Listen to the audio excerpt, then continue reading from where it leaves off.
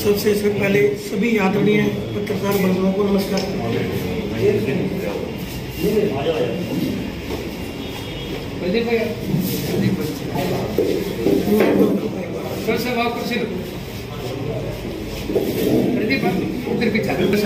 दुश्मन कर रही हैं, उसी के तहत आज हम पानीपत कांग्रेस आप लोगों के माध्यम से महामहिम राज्यपाल जी को और पूरे प्रदेश की जनता को एक संदेश देना चाहते हैं।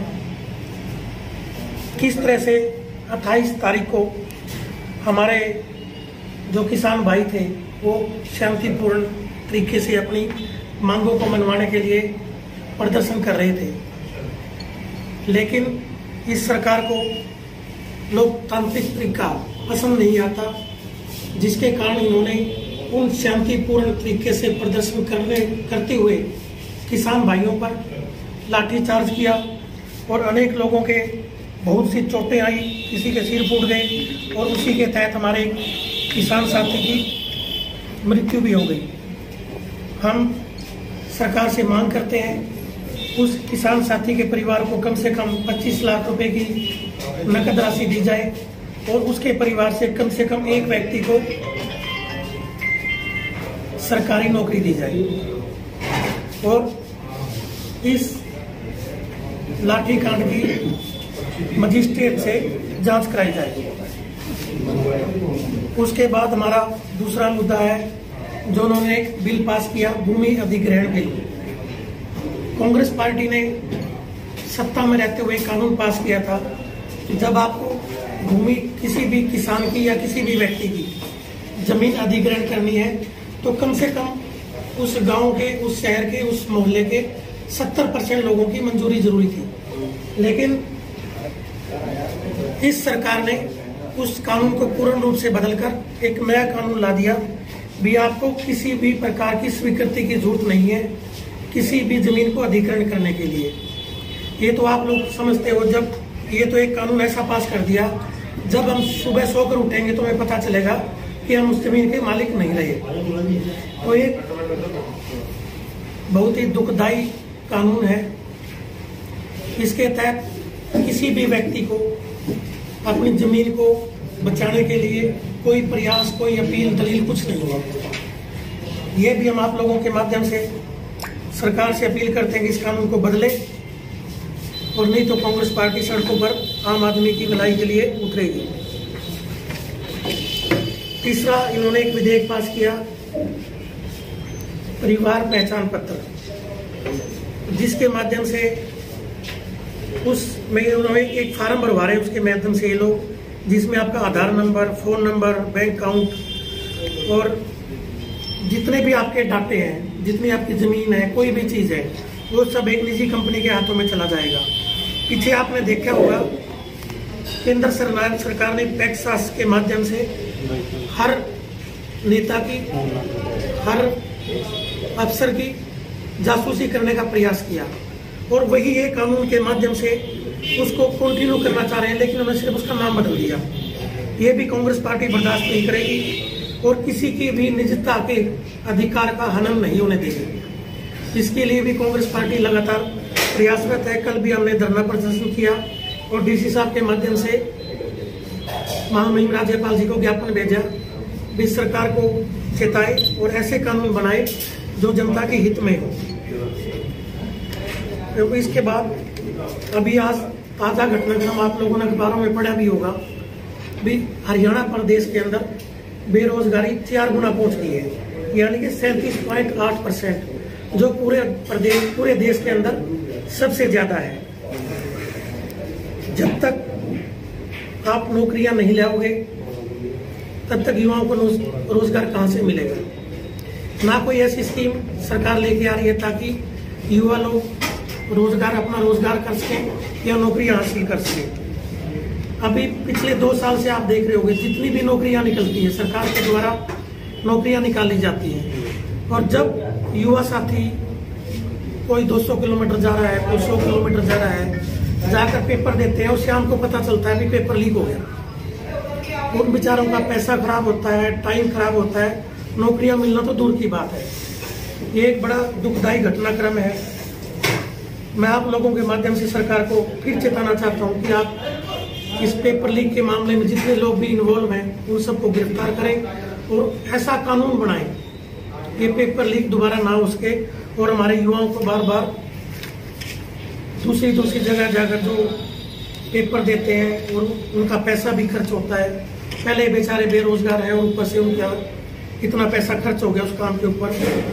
इसको भी हम सरकार से कहेंगे कि 20 मई में कोई ऐसा कानून लाया जाए ताकि हमारे युवा साथियों को बार बार धक्के ना खाने पड़े और जो एक बार उन्होंने पेपर दे दिया उसके तहत उनको नौकरियां मिले मेरिट आधार पर, न कि और किसी घपलेबाजी पे।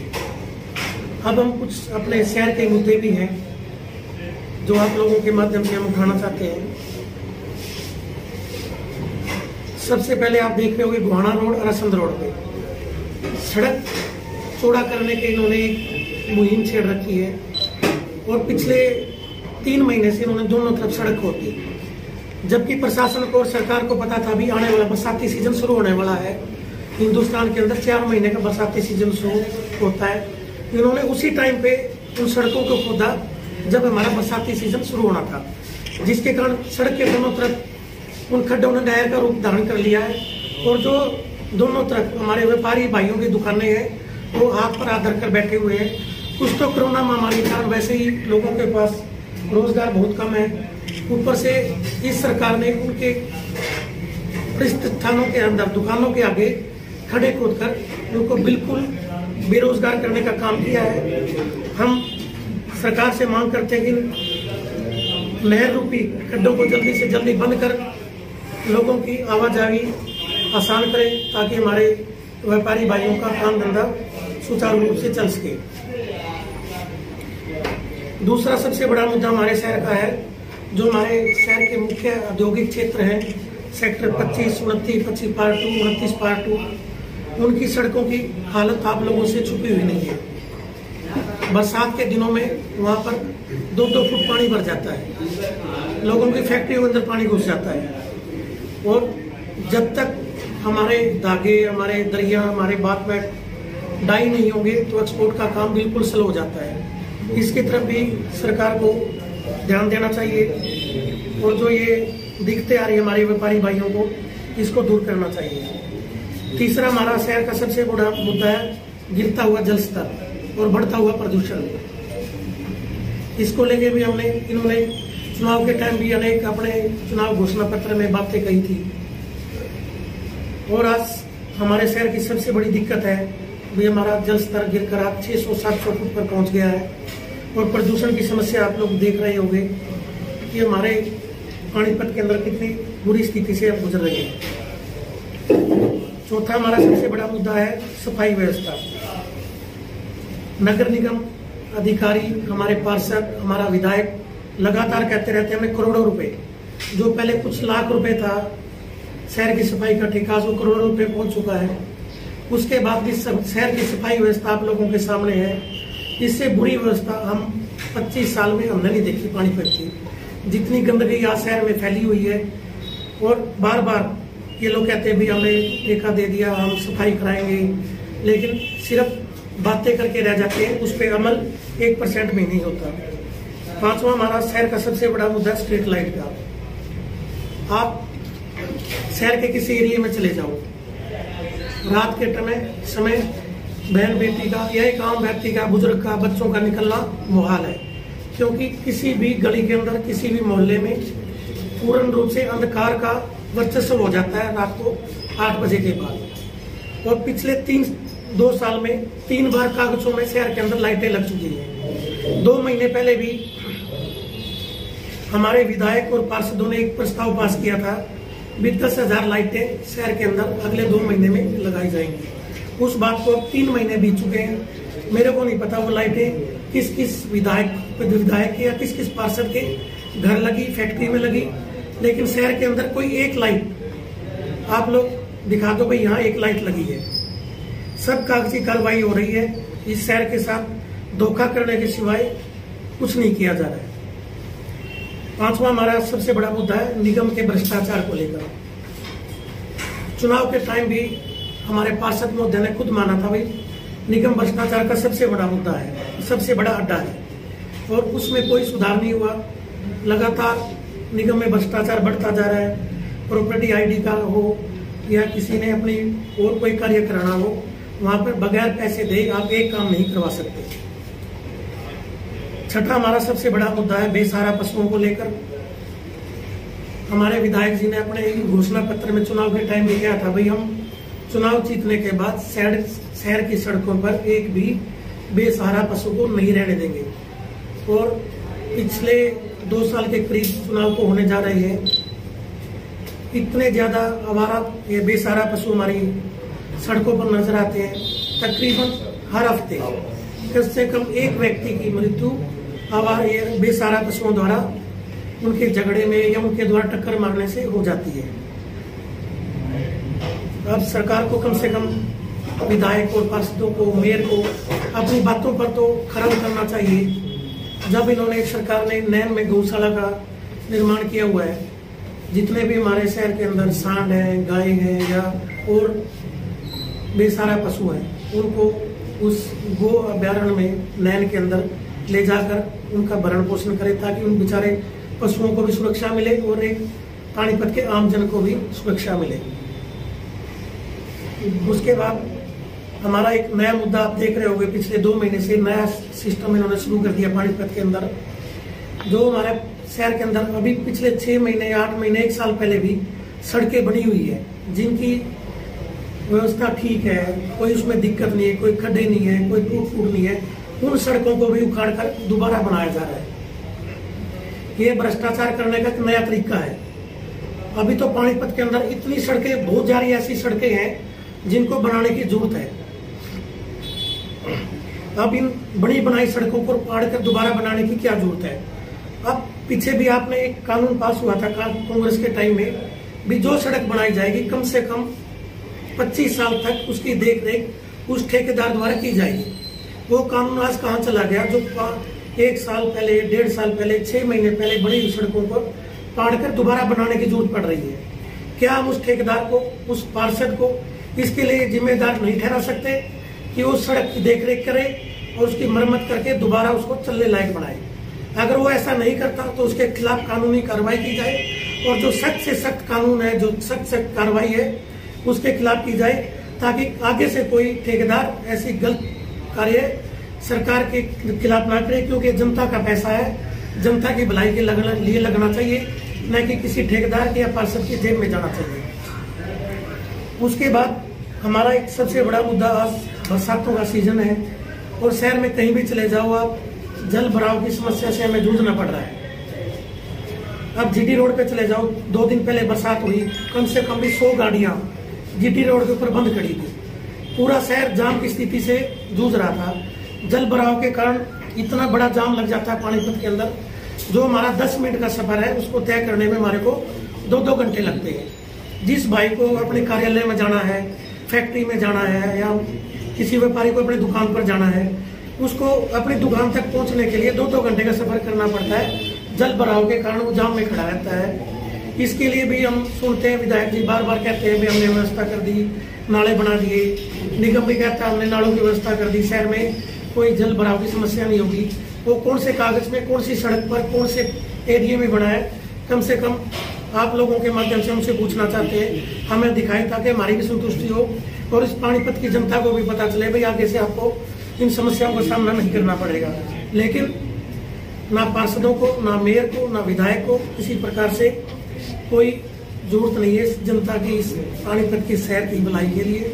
लगातार अनेक समस्याओं से हम और हमारी पानीपत शहर की जनता जूझ रही है। एक मैं घटना पर आप लोगों का विशेष ध्यान दिलवाना चाहूंगा। सेक्टर 12 में कृष्णा निकले हुए हैं और उसके अंदर एक कृष्णा पार्क है। उसके अंदर 6 महीने पहले एक ट्यूबवेल लगाया गया। बताते हैं उसकी लागत तकरीबन 18-20 लाख रुपए थी, और 6 महीने बीतने के बाद भी उस ट्यूबवेल में आज तक कनेक्शन नहीं जोड़े गए। उस ट्यूबवेल को चालू करने से पहले 2 बार तो उसकी मोटर जल चुकी है, और बार बार आते हैं निगम के अधिकारी, भाई उसको ठीक करते हैं, ठेकेदार ठीक करता है। भाई ये पता करना चाहिए, आप लोगों के माध्यम से मैं पूछना चाह रहा हूँ, उस पार्षद से पूछे भाई आपने किस ठेकेदार को ठेका दिलवाया और उसने ऐसा क्या कार्य कर दिया स्टीमल के अंदर जो 6 महीने बाद भी आज उस लोगों को उसका फायदा नहीं मिल पा रहा है। अगर जिसकी भी कमी है, चाहे वो पार्षद की कमी है, चाहे ठेकेदार की कमी है या कोई अधिकारी है, उसको बुलाकर उसका जिम्मेदारी, उसके प्रति उसको जिम्मेदार होना पड़ेगा, उसका जवाब उसको निगम को मांगना चाहिए। अगर वो उसका जवाब नहीं दे पाता तो उसके ऊपर कड़ी से कड़ी कार्रवाई करनी चाहिए। और सबसे आखिरी मुद्दा मैं आप लोगों से शेयर करना चाहूंगा, हमारे निगम के अंदर कोई भी अधिकारी जो हमारे निगम का एमई है 2 महीने से पहले पानीपत के 2 महीने से फालतू पानीपत में नहीं टिक पाता। इसका क्या कारण है? क्या हमारे जो चुने हुए विधायक हैं, मेयर है, पार्षद है या हमारे ग्रामीण और शहरी विधायक हैं, उनकी आपसी खींचातान इतनी ज्यादा है कि वो किसी भी अधिकारी को यहाँ टिकने नहीं देते? क्या कोई कमीशन को लेकर ऐसा चक्कर है? भी पार्षद चाहते हैं मेरे को कम मिला, निगम कमीशन मेयर चाहती है मेरे को कम मिला, पार्षद हमारे विधायक चाहते हैं हमारे को मिला। इसके पीछे समस्या क्या है? लोगों को कम से कम पता तो चले भाई किसकी कमी है जो बार बार हमारे यहाँ कोई भी अफसर 2 महीने से पहले उसका तबादला हो जाता है, उसको टिकने क्यों नहीं दिया जाता? इस बात का भी हम आप लोगों के माध्यम से यहाँ के मेयर से, विधायक से और पार्षदों से जवाब मांगते हैं। और अनेक ऐसी समस्याएं जिसके लिए कांग्रेस पार्टी लगातार जनता की आवाज उठाने के लिए जनता के बीच लगातार धरने, प्रदर्शन, फोरम, ज्ञापन देते रहे हैं। और आप लोगों के माध्यम से हम फिर इस सरकार को चेताना चाहेंगे कि आप जागो, जो ये मुद्दे हम आज उठा रहे हैं इनके ऊपर गौर करो और जनता की भलाई के लिए कानून बनाओ। धन्यवाद। जय हिंद, जय हरियाणा।